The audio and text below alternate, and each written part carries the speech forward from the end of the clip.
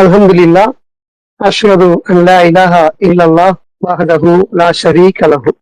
புகழனைத்தும் அல்லாஹ்வுக்கே. அந்த அல்லாஹுவை தவிர வேறு தெய்வங்கள் இல்லை என்று நான் சாட்சியம் பகர்கின்றேன். நாம் வழிபடக்கூடிய அந்த அல்லாஹ் ஒருவராகவும் தனித்தவராகவும் இணைகள் அற்றவராகவும் ஏகோபித்த அதிகாரத்திற்கு உரிமை உள்ள ஒருவராகவும் இருக்கின்றார். அத்தகைய நம்முடைய மகத்தான இரட்சகரை இங்கே நாம் நினைவு கூறுவதற்காக, அவருடைய வார்த்தைகளிலிருந்து கற்றுக்கொள்வதற்காக இந்த வலைதள வகுப்பிலே நாம் அனைவரும் ஒன்று குழுமியிருக்கின்றோம். மாஷா அல்லாஹ், லா குவத்த இல்லா பில்லாஹ், அல்ஹம்துலில்லாஹ். அல்லாஹ்வுடைய வளமான வார்த்தைகளில் இருந்து நாம தொடர்ச்சியா கற்றுக்கொண்டு வரோம். அந்த வார்த்தைகளிலிருந்து நம்ம சென்ற வாரங்கள்ல சூரத்து யூசுப் பல அத்தியாயத்தினுடைய சில வசனங்கள் பார்த்திருக்கிறோம். இன்னைக்கு நம்ம இன்ஷா அல்லாஹ் அவருடைய தொடர்ச்சியை பார்ப்போம்.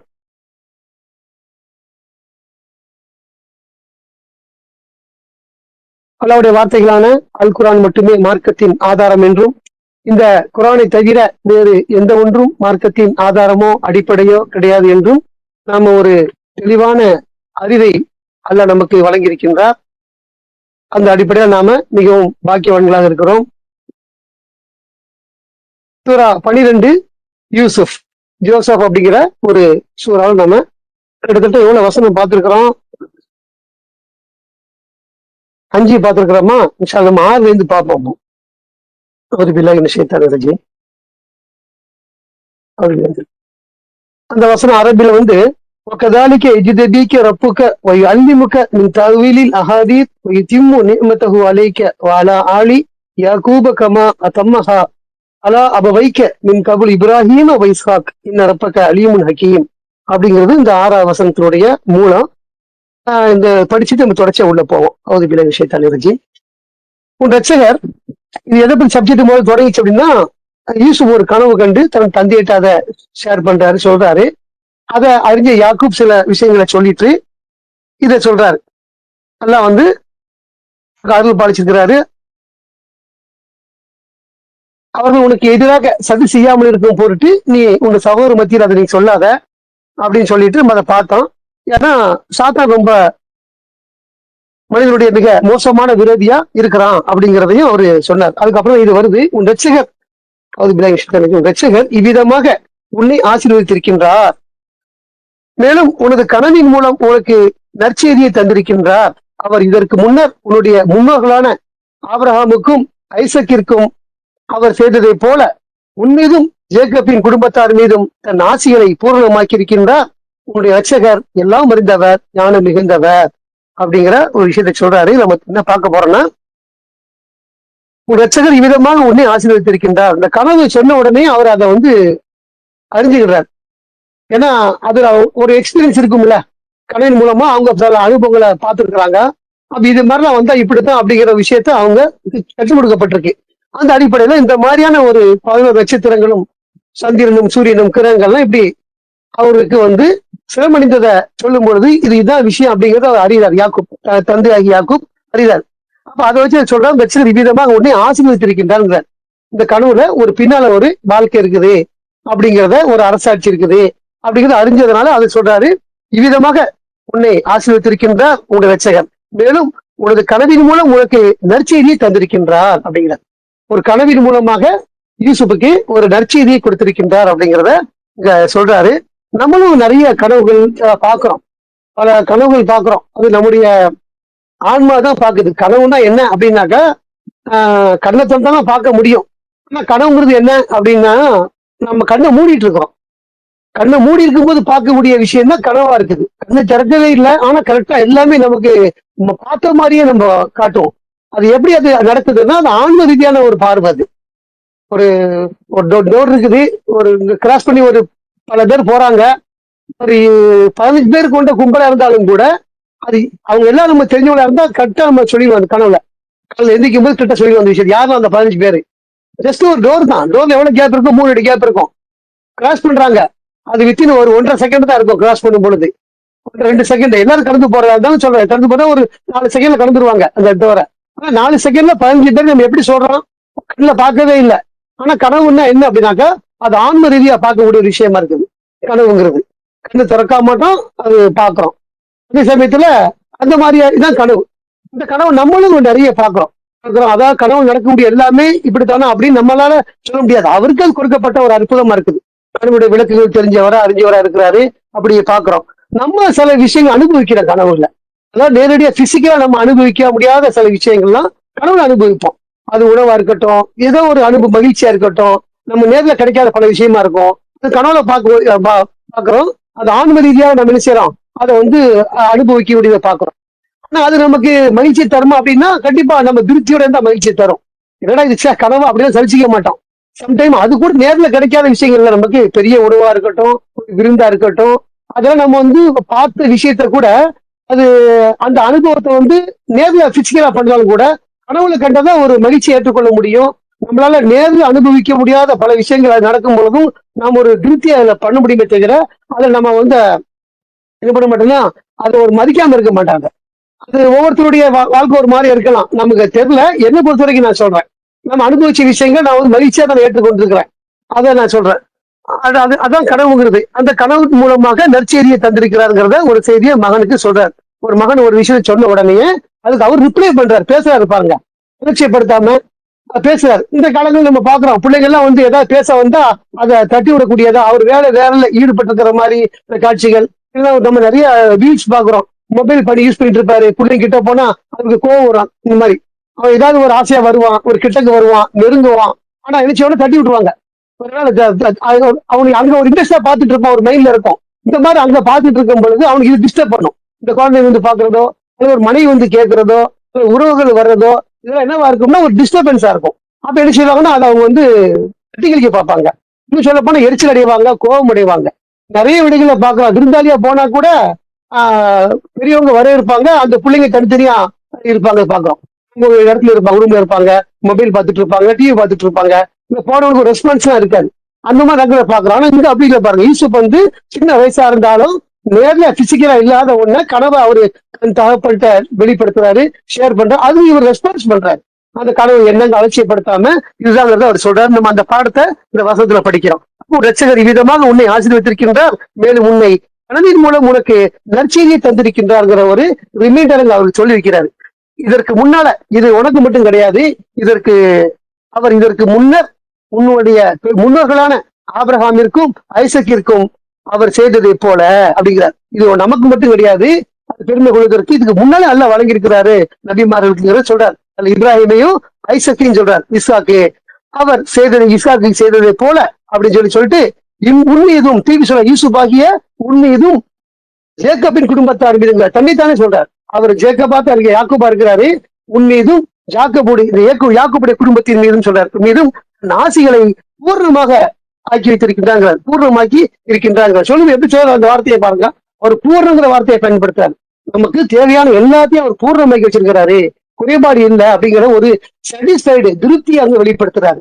ஆனா அவர் யூசுப் வந்து யாக்கூப் வந்து இதனால எவ்வளவு கஷ்டப்பட்டார். எந்த அளவுக்குன்னு சொன்னா யூசுப் அவர் தேடி ரொம்ப கவலையா இருக்கிறாரு, துக்கமா இருக்கிறாரு. இந்த மாதிரி சமயத்துல கூட அவர் என்ன வார்த்தையை பயன்படுத்துறாருன்னா, என்னுடைய கவலைகளையும் சஞ்சலத்தையும் நான் எந்த ரட்சகத்தை ஒப்படைக்கிறேன் அப்படின்னு சொல்றாரு. தவிர ஆனா நிறைய விளக்கு இருக்கு, அதுக்கு நம்ம பேசுவோம் இன்ஷா. அந்த மாதிரி வார்த்தையை பயன்படுத்துறாரு. இந்த துன்பத்தால் அவர் வந்து உழண்டு போய் அவர் வந்து விட்டு விடல. கடவுள் மீது அவ்வளவு பக்தி வச்சிருக்கிறாரு. நான் அதெல்லாம் அங்கதான் ஒப்படைக்கிறேன். ஏன்னா ஒப்படைக்க வேண்டிய விஷயம் அங்கதான். மற்றவரை யார்கிட்ட ஒப்படைச்சாலும் அது வந்து செல்லாது, வேலைக்கு ஆகாது அப்படிங்கிறத நம்ம அறிஞ்சு வச்சிருக்கிறோம். நம்மள வந்து வளமானவங்க இருப்போம்.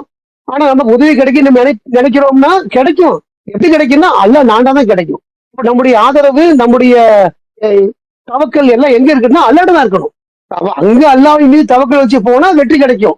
இவரு வந்து வெல்த்தியா இருக்கிறாரு, இவர்கிட்ட கேட்டா அந்த பிரச்சனை தீர்ந்துடும், இது சரி பண்ணி வைப்பா நம்ம நாடணும்னா அது தப்பாகும். அதுதான் அங்க அவர் வெளிப்படுத்துற அந்த வசனத்துல. இவருடைய எல்லா சஞ்சலத்தையும் கவலையும் நான் ரட்சகத்தை ஒப்படைக்கிறேங்கிறாரு. அதுதான் நமக்கு வழிகாட்டக்கூடிய வார்த்தைகளா இருக்குது. அப்படி கஷ்டப்பட்டாரு. இது இல்லாம வேற என்ன, யூசுப் அது ரொம்ப பயங்கரமான ஒரு விஷயம். அதை நம்ம வந்து ஃபீல் பண்ணாலும் தெரியும். நம்ம வீட்டுல எந்த குழந்தையும் காணா போல அந்த அனுபவம் இல்லை. கொஞ்சம் நினைச்சு பார்த்தா அழுத கனவுல பாக்குறது தெரியுமா, சில விஷயங்கள் நம்ம இழந்ததை பார்ப்போம். எவ்வளவு நமக்கு கஷ்டப்படுறது இழந்தது நினைச்சு. ஒரு சாதாரண பொருள் புள்ள இல்ல, பொருள். அந்த பொருளையே நம்ம அயல்நாட்டுல விட்டு இந்த பிளைட்ல இந்தியாவில இறங்கிட்டோம்னா அது முடிச்ச எப்படி கவலையா இருக்கு தெரியுமா. எல்லாம் விட்டுட்டு வந்த அன்னைக்கு அவ்வளவு பொருள் ஆசை ஆசையா வாங்கி வச்சோம். 2 வருஷம் வேலை பார்த்தோம், ஒண்ணு ஒண்ணா சேர்த்து வச்சோம். அந்த முக்கியமான அந்த சூட் கேஸை விட்டுட்டு வந்துட்டோமே அப்படின்னு சொல்லிட்டு ரொம்ப சஞ்சலப்படுவோம், கஷ்டப்படுவோம். ஆனா முடிச்சு பார்த்தா இங்கதான் இருப்பாங்கிறது அப்புறம் சாட்டிஸ்ஃபைடா, அந்த விஷயம் வேற. ஆனா இந்த மாதிரியான ஒரு சாதாரண விஷயத்துக்கு அவ்வளவு சஞ்சலப்படுவோங்கிறத எல்லாரும் தன்னுடைய வாழ்க்கையில, நான் ஒரு சாம்பிள் சொல்றேன், நீங்க வேற வேற நீங்க உங்களுடைய வாழ்க்கையில் நடந்திருக்கலாம், அதை நம்ம வந்து கஷ்டமா எடுக்கிறோம். ஆனா இவருக்கு பிசிக்கலா நடக்குது, நேர் நடக்குது. ஒரு குழந்தை பருவம், அதாவது முதிர்ந்த பையனா இருந்தா எங்கேயாவது பொழைச்சிக்கிறான், ஒரு சாட்டிஸ்ஃபைடு கொள்ள முடியும், அதுவும் செய்ய முடியாது. ஒரு ஆறுதலுக்காக நம்ம இந்த பேசுற அந்த விஷயத்த, அவர் வந்து ஒரு குழந்தை பருவம், அந்த எதிர அந்த பசங்க எவ்வளவு சதித்திட்டம் பண்றாங்க, யூசுப்ப கொலை செய்யணுங்கிறாங்க, இல்ல கொலை செய்ய இல்லா தக்கத்துல யூசுப்புங்கிற வார்த்தையை அவங்க பாக்குறோம், யூசுப்ப கொலை செய்யக்கூடாது அப்படிங்கிறத மொத்த சவர் சொல்றாங்க. ஒரு ஆழமான கருத்துல போட்டுருவோம், அங்க ஓனாய்க்கு அவன் எடுத்துட்டு போயிடும், அப்படி இறையாக்கிடுவான். அது ஒரு வழிபோக்குல போகக்கூடிய வியாபார கூட்டம் எடுத்துட்டு போயிடும் குழந்தைய. இது ரெண்டு பிளான் பண்றாங்க. அதாவது ஒரு மனிதனால ஏற முடியாது, பெரிய மனுஷனால ஏறிடுவான். அந்த கிணறு பத்தி சொல்லும் பொழுது குழந்தையால ஏற முடியாத சைஸ், இந்த சமயம் ஒரு ஓனையால ஏற முடியும். இதுவும் கேள்வி வரும்ல, குழந்தை குழந்தை ஒரு எந்த அளவுக்கு தாழ்ந்திருக்கோ அதுல ஏற முடிய எப்படி போடுவாங்கன்னா குழந்தையால ஏற முடியாத சைஸ். அதே சமயத்துல ஒரு மிருகத்தால பாஞ்சு ஏறக்கூடிய சைஸ். அந்த அளவுக்கு ரொம்ப ஆழம் இல்லை. ஏன்னா ஓவர் ஆழமா இருந்துச்சுன்னா உங்களுக்கு அந்த நாயால கூட ஏற முடியாது, நாய் வச்சுக்கிடும். அப்ப நாயால தும்பி ஏறக்கூடிய ஒரு கிணறு, இந்தியால ஏற முடியாத கிணறு, அந்த மாதிரியான கிணறு நம்ம வந்து அதை எடுத்துக்குவோம். அப்படிதான் எடுக்க முடியும். அதான் அந்த வசனம் விளக்குது நம்மளுக்கு. இந்த மாதிரி கிணத்துல போடுன்னு சொல்லக்கூடிய அளவுக்கு அவங்க கஷ்டப்படுத்துறாங்கிறது யாருக்கு தெரியுது? தன்னுடைய தந்தையாகிய யாக்கோபுக்கு தெரியுது. அப்படி தெரிஞ்சும் கூட அவர் எப்படி சொல்றாரு பாருங்க, நம் மீது அவர் பூர்ணப்படுத்திருக்காங்க ஆசைகளை. எப்படியாப்பட்ட வாசகம் பாருங்க, எப்படி நமக்கு எந்த விதமான இன்னல்கள், கஷ்டங்கள், சஞ்சலங்கள், துன்பங்கள் அடைஞ்சாலும் நாம வந்து கடவுள் மேல அதிருப்தி ஆயிடக்கூடாது அப்படிங்கிற பாடத்தை நம்ம படிக்கிறோம். அவர் நமக்கு பூர்வமா செஞ்சு எவ்வளவு ஆரோக்கியமா நமக்கு கீழே பாருங்க, எவ்வளவு நம்ம வீடியோக்கள் பாக்குறோம். அதாவது ஒரு துணிமா இருக்கிறாரு அவர், ஒரு பாகிஸ்தானியர். அவரு கைகால எதுவுமே வேலை செய்யல, முகம் நல்லா தெரிஞ்சு பாக்குறாரு, சிரிக்கிறாரு, அவரால் பேச முடியும்னு நினைக்கிறேன். ஆனா அவரை இன்னொரு வண்டியில தூக்கி வைக்கிறதுக்கு இன்னொருத்தர் தேவைப்படுறாரு. சும்மா ஒரு துணியா மூட்டை அள்ளி வச்சா எப்படி அள்ளி வைப்பாங்க, அந்த மாதிரி அள்ளி வச்சு அவங்க சேர்ந்து தூக்கி வைக்கிறாங்க. அப்படியாப்பட்ட ஒரு மனிதன், அவருக்கு மத்தியில நாம எவ்வளவு சிறப்பு, எவ்வளவு பூரணம், எவ்வளவு மகிழ்ச்சி, எவ்வளவு நம்ம ஆரோக்கியமா இருக்கிறோம், எல்லாம் நமக்கு கிடைக்குது. ஒரு வாழ்க்கை எவ்வளவு கடினம் தெரியுமா? அவருக்கு கை கால் நடக்க முடியும்னா அவரு இடுப்பு அவர் கழுவ முடியாது. அவருக்கு அவரு கழிஞ்சாருன்னா அதுக்கு கூட ஆள் இருக்கணும் அவருக்கு. அந்த மாதிரி ஆதரவு இல்லாத ஒரு ஆதரவு இருப்பாங்க அவருக்கு. அவ்வளவு கஷ்டமான ஒரு சூழ்நிலை ஒரு மனிதனுக்கு மத்தியில நாம சிறப்பா இருக்கிறோம்னா நாம எல்லா பூர்ணத்தையும் பெற்றிருக்கோம் இல்லையா? அந்த சாட்டிஸ்ஃபைட் இருக்கணும். என்னடா வாழ்க்கை அப்படின்னு நம்ம நொந்துடக்கூடாது. என்ன கஷ்டம், என்ன இப்படி இருக்குது, ஏன் இப்படி சோதிக்கப்படுறோம், ஏன் இவ்வளவு அப்படின்னு நினைக்கிறது தெரியுமா? இதை விட கடுமையான பாதிக்கப்பட்டவங்க இருக்கிறாங்க மக்கள். சாப்பாடு நம்ம எவ்வளவு பாருங்க, நம்ம உணவுகளை சாப்பிடுறோம், எது பிடிக்குது பிடிக்கல நம்ம தள்ளி விடுறோம். இது நல்லா இருக்கு நல்லா இல்லைன்னு சொல்றோம், இது உப்பு கம்மி உப்பு கூடன்னு சொல்றோம். எவ்வளவு நம்ம குறைபாடுகள் நம்ம பேசிட்டு இருக்கிறோம். கஜால பாருங்க, காலியான சட்டி அதை வலிச்சு திங்கக்கூடிய பிள்ளைகளை பாக்குறாங்க. சட்டி காலி அடிச்சு போட்டு போயிட்டாங்க, அதுல ஒரு என்ன முடியுமோ அதை சொல்றான், கரிஞ்சத ஓரத்துல ஒட்டிட்டு இருக்கிறத ஒரு உணவு அந்த கூட்டத்துல சிந்திருது. சிந்திய உணவை இன்னொரு கையால பேப்பர் பிடிச்ச அழுறாங்க. அதை அது மண்ணும் அதுவும் கலந்த ஒன்னாத்தான் இருக்குது. அதை கழுவக்கூடிய மக்களை பாக்குறோம். என்ன மாதிரியே நமக்கு எல்லாம் சிறப்பு பண்ணி பாருங்க. நம்ம ஒரு ஆப்பிள் வாங்கினா ஃப்ரெஷ்ஷா இருக்கான்னு பாக்குறோம், சுருங்கி இருக்கா நேற்று வேண்டாம் அப்படிங்கிறோம். காய்கறியா அந்த காம்பை பாக்குறோம், கத்திரிக்காவா ஃப்ரெஷ்ஷா இருக்கா பச்சை பச்சைன்னு, அந்த கத்திரிக்காயில எப்படி இருக்கணும்னு நம்ம தெரிஞ்சு வச்சிருக்கிறோம். கத்திரிக்காய் வந்து அதனுடைய காம்பு முழுமையா மூடி இருக்கணும், முக்கால்வாசி மூடி இருந்தா அது பிஞ்சு, ரொம்பவும் விளைஞ்சு போய் ஓரமா சுருங்கி இருந்தா அது முத்தலு. அப்படிலாம் வாங்க மாட்டோம். அப்படிலாம் பாக்குறோம் நம்ம. அந்த கத்திரிக்காய் வந்து 2 நாளைக்கு தான் அந்த பச்சை பசுமை இருக்கும், 3ஆம் நாள் சுருங்கிடும், காஞ்சிரும், அது வேண்டாம் அப்படிங்கிறோம். இப்படிதான் நம்ம பார்த்து வாங்குறோம். இந்த மாதிரி உணவுகள் அந்த இல்ல அந்த மக்களுக்கு, அந்த பிள்ளைங்களுக்கு. அப்ப அவங்களுக்கு மத்தியில் நாம யாருன்னா நம்ம சிறப்பா இருக்கிறோம். அப்ப அப்படியாப்பட்ட அவர் எவ்வளவு கஷ்டப்படுறாரு. ஒரு வசனம் பாக்குறோம், மற்றவல்ல அன்பும் வக்கால யா அசஃபா அலா யூசுஃபர் ஒரு வசனம் பாக்குறோம். யூசுஃபோட அவர் தேடி கண்கள் தூத்து போகக்கூடிய அளவுக்கு கண்கள் எப்படி அதை பாக்குறோம்ல. நம்ம தூங்காத இருந்தா கண்ணுக்கு ஒரு கேடு பாக்குறோமா இல்லையா? வயாம அந்த டிவியை பார்த்துட்டு இருந்தா அந்த கண்ணுக்கு ஒரு எரிச்சலை பாக்குறோம், நம்ம கண்ணு வலிக்கும். அப்ப கண்ணு அமைக்கி விட்டு வருவோம், தூரமா பார்ப்போம், எக்ஸசைஸ் கொடுப்போம், என்னமோ செய்யற அந்த கண்ணுக்கு. இது மாதிரி ஒரு குழந்தை பருவத்துல உள்ள அது யூசுப், அது பிரியமான புள்ள, இந்த உலகத்துல எங்க இருக்கான்னு தெரியல, காணா போயிட்டான்னா எப்படியாப்பட்ட ஒரு சூழ்நிலை தெரியுமா? அது அதை விளக்கி சொல்லவே முடியாது. அது அந்த உணர்வை தான் நம்ம பார்க்கணும். அதை சில பிள்ளைங்களை காணாம போனவங்க தேடி கண்டுபிடிக்கும் பொழுது செய்யக்கூடிய ஒரு ஆரவாரத்தை நம்ம பாக்குறோம். என்னடா இப்படி பண்ணிட்டேன், இப்படி நேற்று கூட ஒரு வீடியோ பார்த்தாது, என்னடா இப்படி போயிட்டேடா, இப்படி சொல்லாம போயிட்டா, கண்டுபிடிச்ச மத்தியில் அவனுக்கு கண்ணீர், அவன குடும்பத்தார் பூரா வந்து ஆலோசித்து கேட்டுறாங்க. அந்த மாதிரி நம்ம அனுபவத்தை பாக்குறோம். அது ஒரு வளர்ந்த முதிர்ச்செடுத்த வாலிபன், 18 வயசு 20 வயசு இருக்கும் அந்த பையனுக்கு.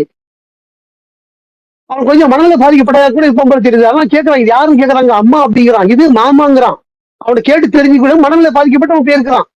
அப்போ இந்த மாதிரி ஒண்ணுமே தெரியாத ஒரு சிறுவன், பச்சை குழந்தை, ஒரு பிரியமான புள்ள காணாப்பட்ட எப்படி இருக்கு நம்மளுக்கு? அது சோர்தனி இறங்குமா? எவ்வளவு துக்கம் இருக்கு, எவ்வளவு கஷ்டம் இருக்கும். அதுதான் அந்த அவர் சொல்றாரு. உங்களுக்கு கேட்கறாங்க, உங்களுடைய கண்கள் பூத்து போற அளவுக்கு அன்பும் வக்காலையா அசஃபால யூசுப் ஐநா, உங்களுடைய கண்கள் பூத்து போற அளவுக்கு அந்த மாதிரி வார்த்தைகள் பார்க்கலாம். அதை அப்ப இப்படிப்பட்ட ஒரு சதிகாரனுக்கு மத்தியில அந்த புள்ள இருக்குது. அதை ரொம்ப பிராக்டிஸா அவர் கொண்டு போறாரு. அந்த பிள்ளைங்களை விளையாட கூப்பிட்டு போடும்போது என்ன ஏன் நம்புறது இல்லையா, நாங்க இதை பாதுகாக்க மாட்டோமா, இவ்வளவு விளையாட அனுப்பி ஏன் நீங்க நம்ப மாட்டேங்கிறீங்க, எங்களோட அனுப்பி வைங்கலாம் கேட்கும்போது சொல்றாரு. அப்பவும் அந்த பசங்க மேல அவர் சொல்ல மாட்டேங்கிறாரு. நீங்கள் கவனிக்காம இருக்கும் பொழுது அப்படிங்கிற வார்த்தையை பயன்படுத்துறாரு. ஓநாய்கள் தூக்கி செல்ல அந்த ஊர்ல அப்படி இருக்கும் பொழுது தெரியுது. நம்ம பார்க்கும்போது இந்த ஊர்ல திருநாயை பாக்குறது தெரியுமா? நிறைய பேர் கம்ப்ளைண்ட் பண்றாங்க, நிறைய பேர் கொஞ்சம் பேர் ஆதரிக்கிறாங்க, ரொம்ப பேர் கம்ப்ளைண்ட் பண்றாங்க இந்த திருநாயில பிரச்சனை இருக்குது அப்படின்னு சொல்லிட்டு. அது ஒரு பெரிய மாஃபியா அப்படிங்கிறாங்க. திருநாயை கடிக்க வச்சு அந்த ஊசி விற்கிறதா பிசினஸ் அப்படிங்கிறாங்க. அது கார்பரேட் உடையது. எதனால நாய் ஒழிக்க நினைச்சா ஒரு நாள் ஒழிச்சிடும் கார்பரேஷனே. அதை ஒழிக்க மாட்டாங்க. இங்க இருந்து கொண்டு போய் அங்க விடணும், அங்க இருந்து கொண்டு போய் இங்க விடணும். இதான் சிஸ்டம். நம்ம கிராமப்புறங்கள்லாம் இருந்துச்சுன்னா அங்க கொண்டு பிடிச்சி காட்டு விட்டுருவானுவோம். திரும்ப வரது கொஞ்சம் ரேர கடமை இருக்கும். ஆனா இந்த நார்மல் நினைச்சவா இந்த தெருல கம்ப்ளைண்ட் பண்ணா இங்க கொண்டு பிடிச்சி இன்னொரு ஏரியா விட்டு வந்துருவான், அங்க கொண்டு பிடிச்சி இன்னொரு விட்டு வந்துருவான். அது 2ஆம் முன்னா பழகித்தான் அந்த தெருல சுத்த ஆரம்பிக்கும். இப்படி எல்லாம் இந்த நாய்கள் உள்ள ஒரு நகரமா நம்ம பாக்குறோம். பின்னால என்ன பின்ன பிசினஸ் இருக்குதுன்னா, நாய் கடிச்சாக்கு இத்தனை ஊசி போடு கணக்கு இருக்கு, இப்படி சுத்தி இத்தனை ஊசி போடு, இத்தனை வாங்குவோம். அந்த மருந்து எல்லாம் கொஞ்சம் காஸ்ட்லி. வசதி இல்லாதவங்க கார்பரேஷன்ல போய் போட்டு வந்துருவாங்க. எங்க கவர்மெண்ட் ஜிஹெச்ல கவர்மெண்ட்ல போய் போட்டுருவாங்க. இவங்க எல்லாரும் அங்க போக மாட்டாங்க. இந்த இடத்துக்கு கொஞ்சம் பணக்காரங்களா இருந்தாக்கா அது ஊசிக்குள்ள பணத்தை பேமெண்ட், ஒரு ஊசி 400 சொல்றான், 5 ஊசி போடுறேங்கிறான், 2000 வந்தது, ஒரு வருஷம் 2000. எவ்வளவு ஊசி கடிக்க தெரியுமா? கணக்கு சென்ஸ் வச்சிருக்கானுவா. 80 லட்சம் பேர் இருக்கிறான் வருஷத்துல, 80,000 பேரை என்னமோ கணக்கு சொல்றானுவா. வருஷத்துக்கு இவ்வளவு கடிக்கணுங்கிற டார்கெட் வச்சிருக்கான் அந்த நாயில வச்சு. எப்படி இருக்கு பாருங்க எதிர்த்து. அதனாலதான் அரசாங்கம் ஒழிக்காம இருக்குது. நாய் தேவையில்லைன்னா அது ஒழிச்சிடலாம். வளப்புறையை வச்சுக்கிறீங்க, செல்ல பிராணியை வச்சுக்கிறீங்க, நீங்க மெயின்டைன் பண்ணுங்க, பாதுகாப்பா கூட்டு வாங்க, பாதுகாப்பு கூட்டு போங்க. ஆனா அதே சமயத்துல தெருநாய்ங்கிறது யாருமே கேட்க ஆளுன்னா அது பொதுமக்களுக்கு பாதிப்பா இருந்தா ஒழிக்கணும். ஆனா ஒழிக்கிறது இல்லை. ஏன்னா அதை வச்சு பிசினஸ் நடக்குது. இந்த மாதிரியான ஒரு நகரங்கள்ல நாம வாழ்றோம். இது மாதிரிதான் அவர் அறிஞ்சிருக்கிறாரு. அவங்க நகரத்துல ஓனாய் அதிகமா இருக்குது அப்படின்னு சொல்லிட்டு. அப்ப சொல்லும்போது அவர் சொல்றாரு, நீங்கள் கவனிக்காம இருக்கும் பொழுது ஓநாய்கள் தூக்கி செல்லாமல் இருக்கும் பொருட்டு அப்படிங்கிறாரு. அப்ப கூட அந்த பசங்க மேல முதல்ல சொன்னார்ல, சதியும் சூழ்ச்சியும் வார்த்தை சொல்றாரு. யார்கிட்ட? யூசுப்ட பேசும்போது. இந்த வார்த்தை எங்க பயன்படுத்தல. நேர்ல பேசும்பொழுது நீங்க கவனிக்காம இருக்கும் பொழுது அப்படின்னு சொல்றாரு. அப்ப கூட அந்த வெறுப்பை அவர் காட்டலன்னு சொல்லுவார். அந்த விஷயத்துல எவ்வளவு அழகான முறையில் இந்த பிள்ளைங்கள்ட்ட மெயின்டைன் பண்றாரு. அல்லாவும் சொல்ல எப்படி சொல்றாருன்னா, லக்கதுக்கான யூசுப் யுகுமத்திஹி ஆயாத்துல்லி சாயிலின்னு பாரு. எப்படி அது? யூசுப் இடத்திலும் அவருடைய சகோதரத்திலும் 2 தட்டையும் சொல்றாரு. அடிப்படை நல்லவன்ட்ட மட்டும் கிடையாது, மத்தவங்கள்ட்ட இருக்குங்கிற அந்த பாடத்தை எல்லாம் நம்ம சொல்லித்தர. எவ்வளவு விஷயம் பாருங்க. நம்மள என்ன நினைச்சிட்டு இருக்கோம், நல்லது அப்படி நினைச்சு அப்படி இல்ல. நல்லதையும் கெட்டையும் நம்ம எல்லாத்தையும் பார்க்கத்தான் செய்யறோம். பார்த்து விலகி இருப்போம். ஒரு திருட இருக்கிறான், எவ்வளவு ஐடியாவோட திருடுறாங்கிறது நம்ம கத்துக்கொள்ள முடியாதா? அதை பார்க்கணும். அவன் கற்றுக்கொள்ற அந்த விஷயத்த கற்றுக்கொண்டதுக்கு அப்புறம் நாம செய்ய போறோம்னா இல்ல. அது மாதிரி இருக்குதுப்பா பிளானு தெரிஞ்சுக்கிறோம். அவ்வளவுதான் அந்த விஷயத்த.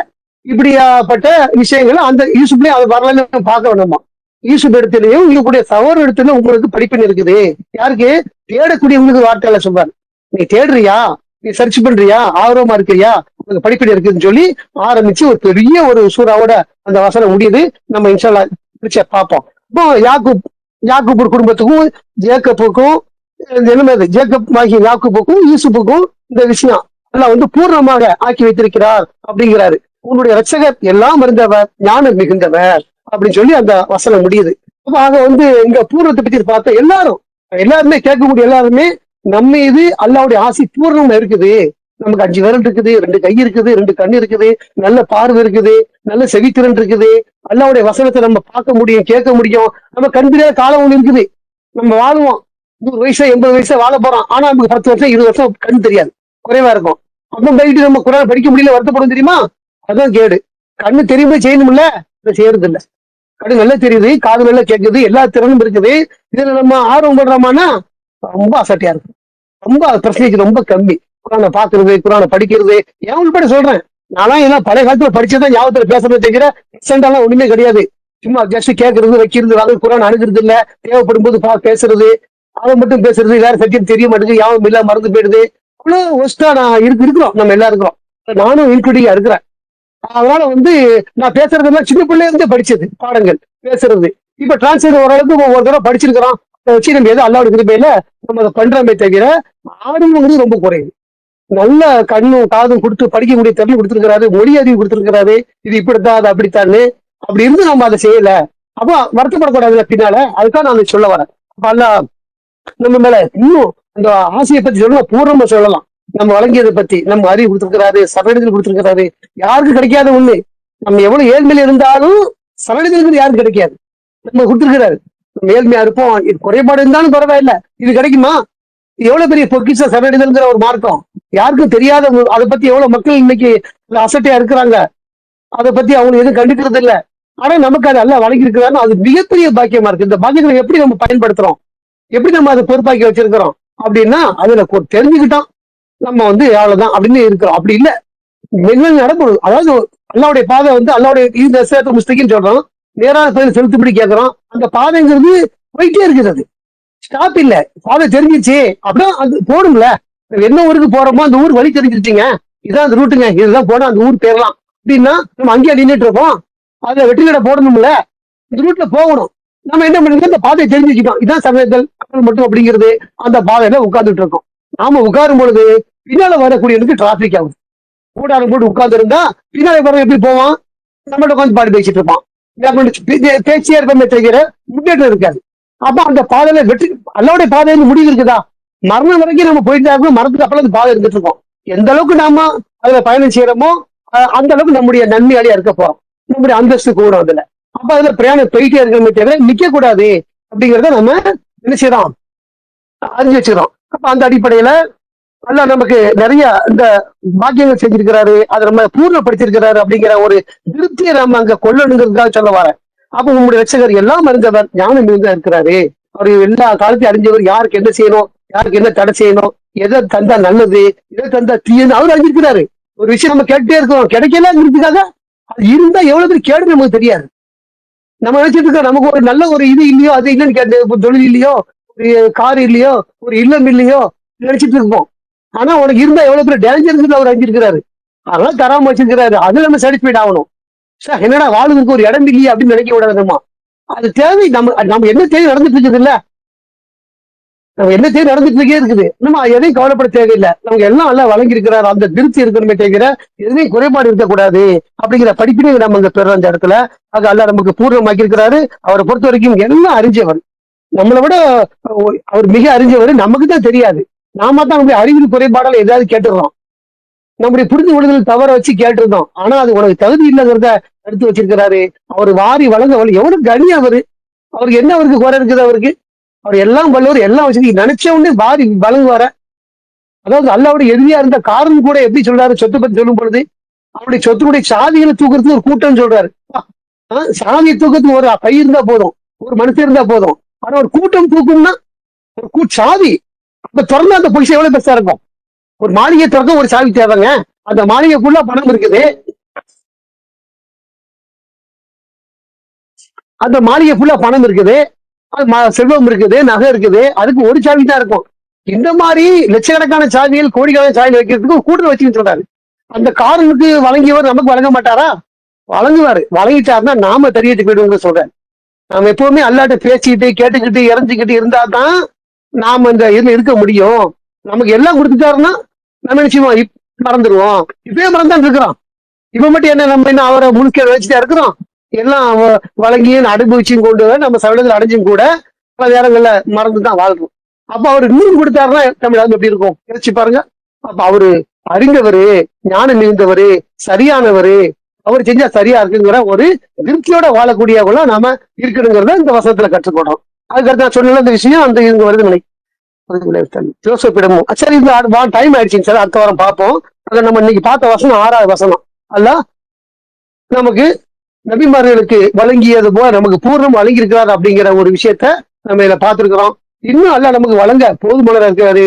நம்ம பாக்குறோம்ல, நம்ம வசதி இல்லையோ, யாரும் பட்டி எடுக்கிறோமா? ஒரு பணக்காரன் சாப்பிடுறதை விட ஒரு ஏழ்மையா இருக்கக்கூடிய நம்ம கூட விதவிதமா சாப்பிடக்கூடிய ஆள கூட இருப்போம். அவங்களுக்கு சாப்பிடக்கூடிய வாய்ப்பு இல்லாம கூட போயிடும், லிமிட்டேஷன் இருக்கும். 2 தீங்கி கூட கணக்கு வச்சிருப்பாங்க. நமக்கு அப்படி இல்லை. அப்படிதான் நம்ம அனுபவிச்சுட்டு இருக்கோம். அப்ப இதை பார்க்கும் பொழுது பணம் உள்ளவர்களை விட பணம் இல்லாத அனுபவம் ஜாஸ்தியா இருக்கு. இது என்னது? அல்லாவுடைய அருட்கொடையா இருக்குது. நம் மீது செய்த பூர்ணமான ஒரு ஆசையா இருக்குது. இதெல்லாம் நம்ம நினைச்சு பார்த்து அல்லாவுக்கு நன்றி சொல்லி அவரை சார்ந்திருந்து அவரை பிரார்த்தனை பண்ணி அவரை மெச்சி அவரை புகழ்ந்து நம்ம வாழ்ந்துதான் கற்றுக்கொள்ளுமே தவிர எதுலையுமே என்ன செய்யக்கூடாதுன்னா பின்னோக்கி போயிடக்கூடாது, எரிச்சல் அடையக்கூடாது. நம்ம நம்முடைய என்னது நம்முடைய அந்த பக்தியை விட்டுறக்கூடாது அப்படிங்கிறத நம்ம கற்றுக்கொள்றோம். நமக்கு இன்னும் இந்த வசனத்தின் மூலமா நிறைய கற்றுக்கொள்ள கற்றுத்தர போதுமானவர். மேலுமே கற்றுத்தந்து அதை வாழ்க்கையில நம்ம படிப்படியா அதை ஏற்றுக்கொண்டு நடப்பதற்கு அல்லாஹ் அருளும் கிருபையும் செய்வாரான்னு சொல்லி இந்த உரையை நிறைவு செய்வோம். வார்த்தையின் புகழைக்கும் அல்லாஹ்வுக்கே. மாஷா அல்லாஹ், லா குவத்த இல்லா பில்லாஹ், அல்ஹம்துலில்லாஹ். ஸலாமுன் அலைக்கும்.